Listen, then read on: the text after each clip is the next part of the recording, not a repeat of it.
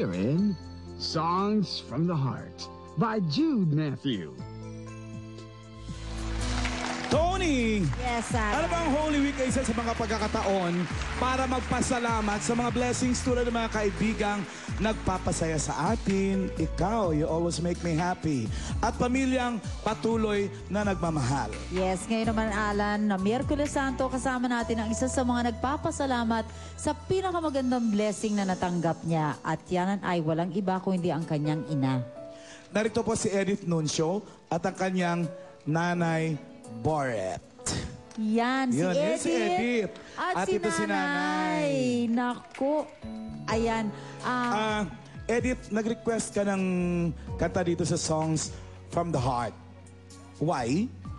Actually, gusto kong i-dedicate yung kantang yon for my mother for her birthday on March 31.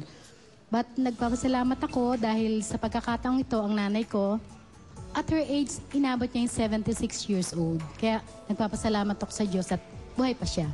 Naku, Nanay Boret. Kasi sabi, you go ahead. Balita namin, 10 ang anak ninyo. Yun. Biro mo yun, paano nyo po napalaki? At siya ay nabiyuda 10 years ago pa ba? Nay, tama? Almost 29 years. Almost 29 years, Ganon. can you imagine? At kayo so for 29 years, siya ang nag-alaga nung 10 anak niya nagtaguyod. Yes. Paano nyo po nagawa yun na nag-iisa kayo? Biro mo 10 Pilipino ang nilabas ninyo. Oo. 5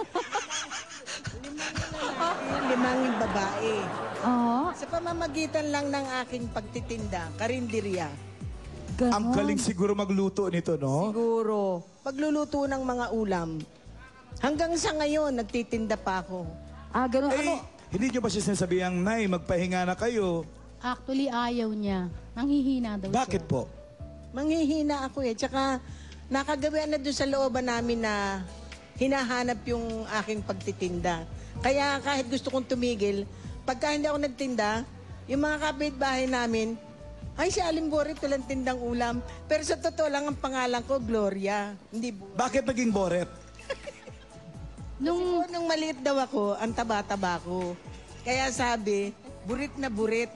Parang mabilis kumilos. Ano ba yung Mabilis sabihin ng Boret? kumilos. Mabilis daw kumilos ang Boret.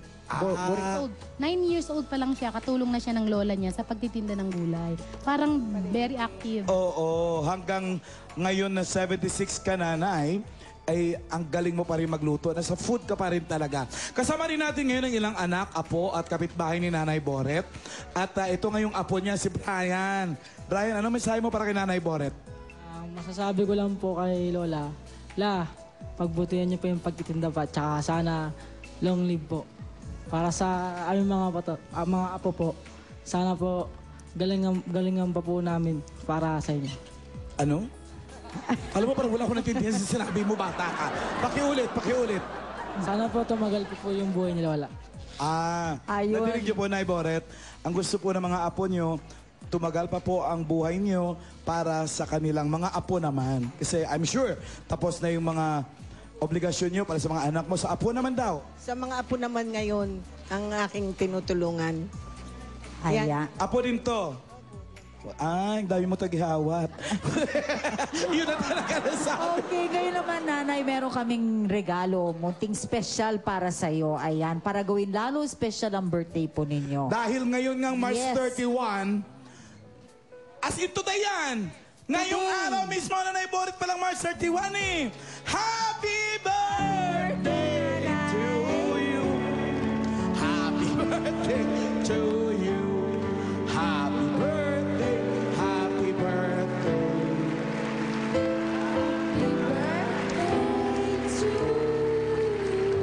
Jude, ikaw naman. Anong mensahe mo kay Nanay Boret? Nay, Nay, sana marami pa pang birthday na na tukam. Tsaka, Pasensya na, Bisaya yan, Ilonggo yan. Hirap managalog. Alam niyo, nung marinig ko itong batang to sa Itbulaga, nauna siyang kumanta, sabi ko sa mga anak ko, yung batang yan, mananalo yan. Nanalo nga siya.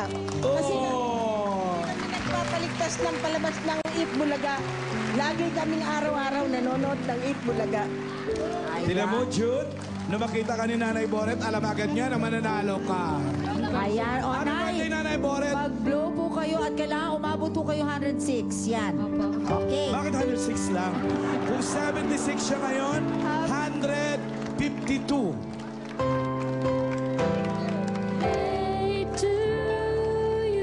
Jude, pumuesto ka na ron. Nay Boret, eto ngayon, Nay. Hindi lang itong birthday cake ang regalo namin sa'yo. Meron pa tayong awitin mula kay Jude Matthew Servilian. Pakinggan niyo po ito, ha?